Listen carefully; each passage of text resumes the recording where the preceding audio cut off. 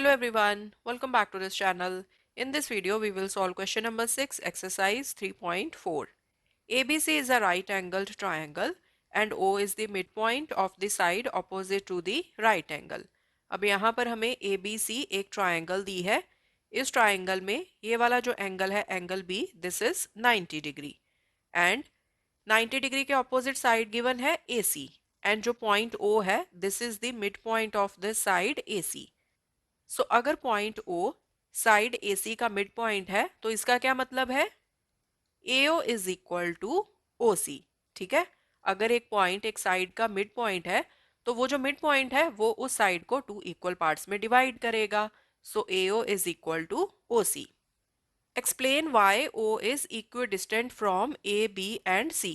Equidistant का मतलब होता है कि इक्वल डिस्टेंस पर.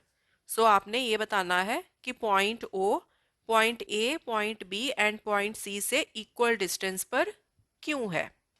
सो फार जो क्वेश्चन में दिया है उससे हमें एक चीज तो समझ में आती है कि point O point A and point C से तो इक्वल डिस्टेंस पर है because OA is equal to OC, right. अब बचा पॉइंट बी. सो हमने बेसिकली इस क्वेश्चन में ये शो करना है कि ओ ए, ओ बी एंड ओ सी ये तीनों डिस्टेंस इक्वल हैं.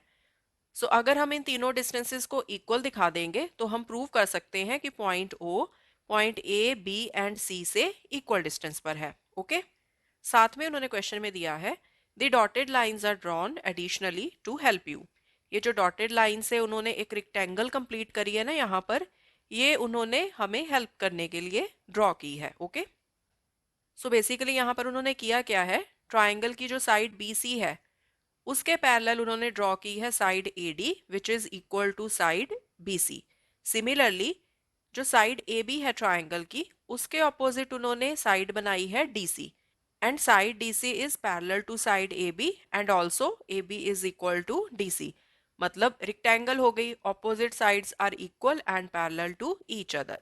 उन्होंने ओ एंड डी इसको भी डॉटेड लाइन से ज्वाइन किया है सो दैट हमारे पास डायगनल्स भी आ जाए रिक्टेंगल के. A C is a diagonal of a rectangle, B D is a diagonal of a rectangle. Okay, अब इस क्वेश्चन को आप बहुत ही इजीली एक्सप्लेन कर सकते हो अगर आपको रिक्टेंगल के जो डायगनल्स हैं उनकी प्रॉपर्टीज याद है. ठीक है, सो यहाँ पर हम डायगनल्स की टू प्रॉपर्टीज का यूज करेंगे. First property, diagonals of a rectangle they bisect each other. इसका क्या मतलब है, AO is equal to OC and BO is equal to OD. ठीक है, सेकेंड प्रॉपर्टी क्या है, diagonals of a rectangle are equal so AC is equal to BD. So यहीं पर छिपा है आपके क्वेश्चन का answer. So in triangle ABC, O is the midpoint of AC. So therefore, AO is equal to OC. Okay. Now, अब हम बात करते हैं इस rectangle की. In rectangle ABCD, AC is equal to BD. Reason क्या है? Diagonals of a rectangle are equal. Okay ji. Also, AO is equal to OC and BO is equal to OD. इसका क्या रीजन है, diagonals of a rectangle bisect each other.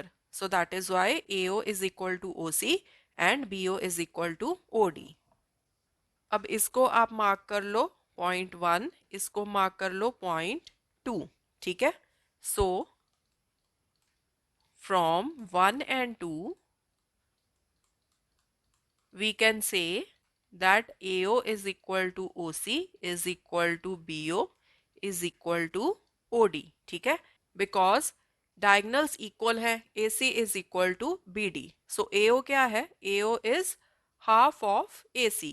इसी तरह से what is OC, OC is half of AC, right. Similarly what is BO, BO is half of BD. What is OD, OD is half of BD. ठीक है, सो अगर AC equal है BD के तो half of AC is equal to half of BD. ठीक है, and half of AC क्या है, half of AC is OC, half of AC is AO. इसी तरह से हाफ ऑफ BD क्या है, half of BD is BO, half of BD is OD। ठीक है, समझ में आया आपको? सो अगर टू लाइन सेगमेंट्स इक्वल हैं तो उन लाइन सेगमेंट्स का जो हाफ है वो भी इक्वल आएगा, राइट? सो इसीलिए from 1 and 2 we can say that AO is equal to OC is equal to BO is equal to OD। So इस एक्सप्लेनेशन के साथ we can say that O is equidistant from AB and C। ठीक है जी।